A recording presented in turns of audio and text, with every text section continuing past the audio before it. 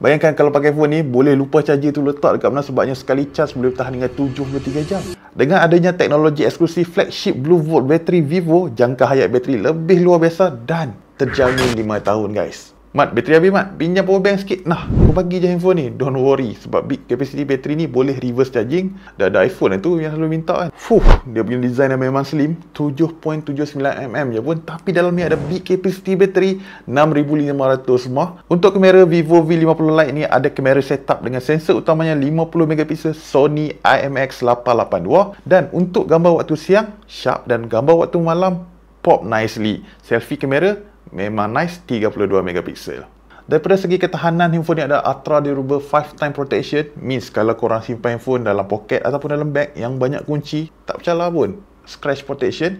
And lagi satu, kalau terkena hujan ataupun percikan air, don't worry, handphone ni ada IP65 rating. Dan kalau korang tengah servis-servis smartphone yang ada bajet dalam 1299, design nampak stylish, bateri tahan lama, lagi satu kamera dia cun. Ini dah Vivo V50 Lite 5G. Apa pun dapat, thanks Vivo. Ciao.